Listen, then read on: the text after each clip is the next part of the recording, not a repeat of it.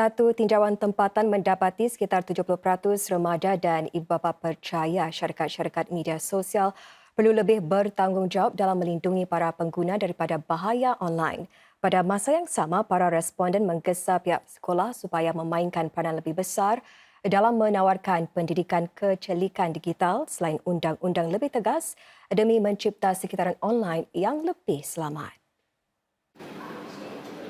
Seperti ramai ibu bapa lain, Cik Sandra Loh berbelah bagi semasa mahu memberikan telefon bimbit kepada dua anaknya 4 tahun yang lalu.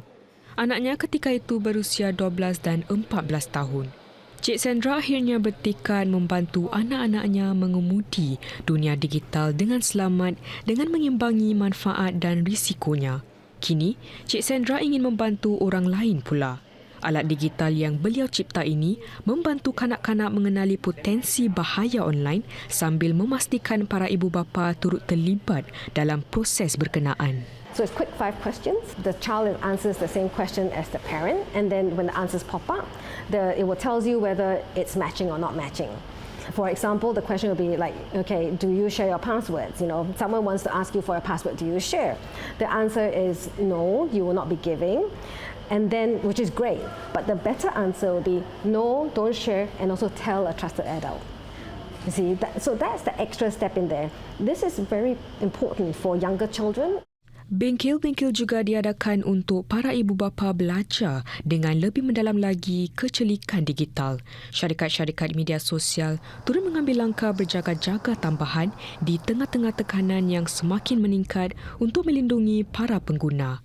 Antaranya, Instagram baru-baru ini mula menyekat beberapa ciri untuk pengguna di Singapura yang berusia di bawah 18 tahun. Ini termasuk mengehadkan pengguna yang boleh menghubungi remaja atau kandungan yang boleh dilihat. Sesetengah penganalisis berkata, juga penting bagi ibu bapa sendiri menyesuaikan diri dengan aplikasi-aplikasi sedemikian. Ini supaya mereka tahu cara memantau dan kandungan yang perlu diberi perhatian.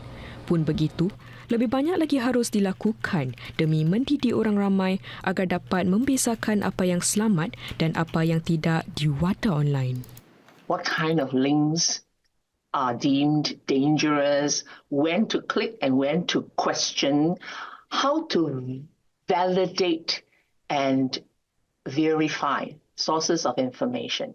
So all that, needs to be stepped up. If you look at the state of affairs now, and you look at the number of scams and the thousands and thousands of people who fall victim, right, because they click on the wrong thing.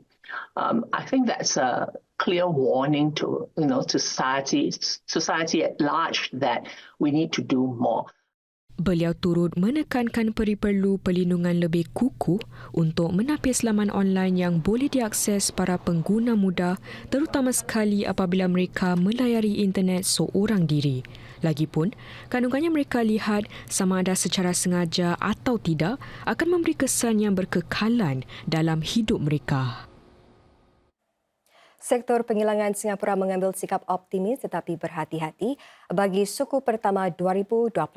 Ini di tengah-tengah cabaran global seperti ketegangan geopolitik dan ekonomi yang tidak menentu. Tinjauan terkini menunjukkan walaupun kesemua kelompok penghilangan menjangkakan prospek lebih baik, pengendali makanan dan minuman F&B dalam sektor perkhidmatan kurang positif berbanding suku sebelumnya. Sektor elektronik dijangka menyaksikan prestasi lebih baik berbanding suku sebelumnya, dipacu oleh permintaan lebih tinggi berikutan pertumbuhan kukuh dalam aplikasi kecerdasan buatan AI. Ini meskipun tiada bayangan tentang dasar perdagangan Amerika Syarikat setakat ini. Sektor kejuruteraan pengangkutan turut berasa lebih yakin ukuran permintaan tinggi dalam perkhidmatan penerbangan. Menurut Persekutuan Penghilangan Singapura, lebih banyak sokongan diperlukan untuk menggalakkan inovasi demi meningkatkan lagi daya saing. If we can enhance more on R&D, it will help our manufacturer to develop more cutting-edge product and services, stay ahead of global trends, and it will also help us address the near-term price competitiveness more effectively. Bagi sektor perkhidmatan pula, syarikat-syarikat dalam sektor maklumat dan perhubungan yakin akan mencatat prestasi yang baik disebabkan permintaan kukuh bagi perkhidmatan data dan pengkomputeran awan. Sementara itu, pengendali makanan dan minuman paling kurang optimis bagi bulan-bulan mendatang kerana musim perayaan hampir berakhir. Seorang penganalisis berkata meskipun tiada sebab untuk bimbang setakat ini, prestasi sektor ini mungkin terus menguncup memandangkan jumlah pengunjung Cina yang datang ke Singapura terus merosot.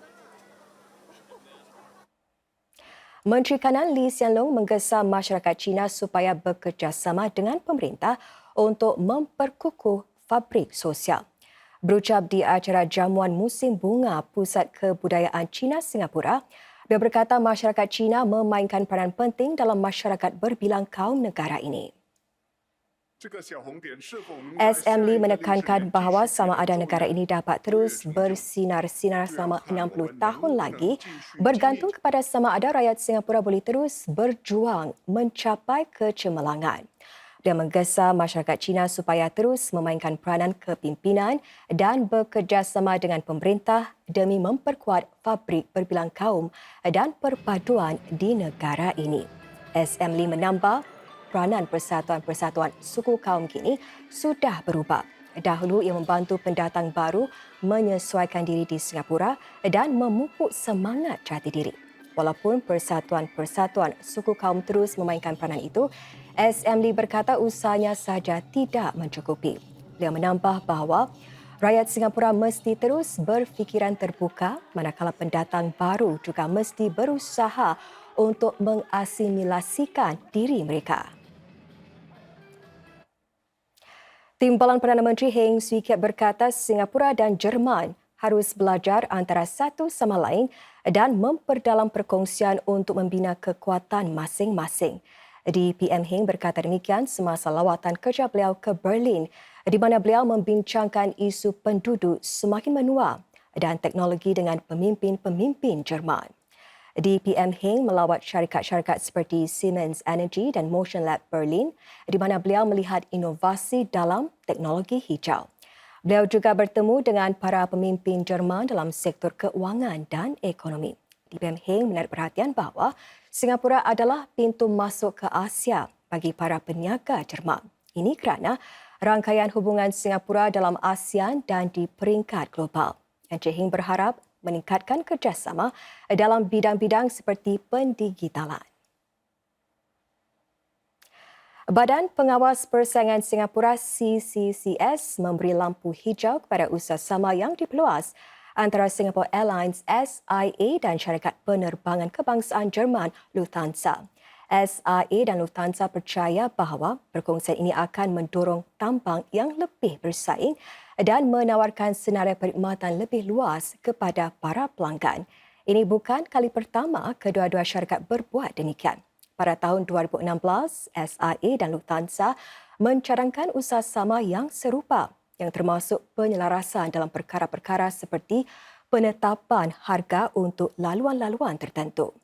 Usaha sama yang dipelas itu bermakna SIA dan Lufthansa akan bekerjasama lebih rapat lagi dalam laluan-laluan penerbangan yang kedua-dua syarikat tawarkan. Ini termasuk laluan seperti Singapura ke Amsterdam dan Singapura ke Rome. Bagaimanapun, pihak berkuasa persaingan mengemukakan beberapa kebimbangan mengenai kesan terhadap laluan seperti Singapura ke Frankfurt dan Singapura ke Zurich, di mana kedua-dua syarikat penerbangan ini adalah satu-satunya pengendali penerbangan bagi sektor tersebut. Untuk menangani isu ini, SIA dan Lufthansa berjanji untuk membawa bilangan tertentu penumpang Singapura setiap tahun. Juru audit bebas juga akan dilantik untuk memastikan kedua-dua syarikat terus mematuhi perjanjian tersebut. Peraturan yang mengawal pengendalian drone akan dilonggarkan untuk membenarkan para pengguna memiliki lebih banyak drone yang melebihi 250 gram dan menerbangkannya lebih tinggi pada kebanyakan hari. Penguasa Penerbangan Awam Singapura CAAS menyatakan ia akan melonggarkan beberapa sekatan mulai bulan depan. Di bawah peraturan baru, drone komersial akan diberi kebenaran untuk terbang sehingga ketinggian kira-kira 120 meter dari atas paras laut pada semua hari dalam seminggu. Peraturan sekarang hanya membenarkan penerbangan drone ini pada hujung minggu. Mendapatkan kebenaran untuk menerbangkan drone di kawasan-kawasan yang ditetapkan juga akan lebih cepat dengan masa menunggunya dikurangkan daripada 5 kepada 3 hari. Perubahan-perubahan ini dijangka berkuat kuasa pada 14 Februari. Singapura sedang berusaha untuk menarik lebih banyak pilihan sukan dan kesejahteraan di kawasan gaya hidup berhampiran kawasan pusat bandar. Kira-kira 30% daripada penyewa baru di kawasan Dempsey sejak kebelakangan ini adalah mereka yang menawarkan gabungan F&B dan pengalaman unik. Kedai ini bukan sekadar menjual coklat tetapi juga pengalaman menghasilkan manisan itu. Di sini, para pelanggan boleh mereka bentuk kepingan coklat mereka sendiri yang dibuat daripada biji koko yang diperolehi dari ladang-ladang di seluruh Asia. Mereka juga boleh menyaksikan bagaimana bonbon dicipta dengan sentuhan Asia. Gunakan perisai seperti kicap, limau kalamansi dan serikaya. Salah satu penyewa terbaru di kawasan Dempsey ini menawarkan lawatan di sebalik tabir dan bengkel membuat coklat pada hujung minggu. Konsep ini membantu mengkalkan perniagaan di cawangan utama ini. Sejak beberapa tahun lalu, lebih banyak penyewa juga menawarkan pengalaman unik. Kawasan ini kini juga melihat lebih banyak perniagaan dari sektor kesihatan. Pasukan tenis tim Singapura mara ke peringkat akhir Piala Undangan Tenis Singapura.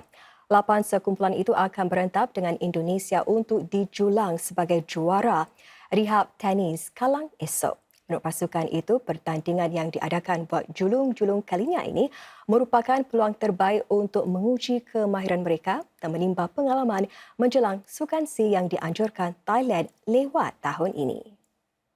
It's an incredible feeling knowing I can use that crowd to really give us more motivation to, go to extreme lengths in terms of our, competitive nature, and it's incredible that we have such a large crowd, and it's more than I've ever wanted, to be honest. The matches we've been able to play at the Invitational Cup against our regional counterparts has been something that's very useful for me going forward to potentially play SEA Games. I think that getting to compete at this high level with my peers and with people who are older than me is something that's given me a lot more match experience and exposure to what the level might be like at SEA Games.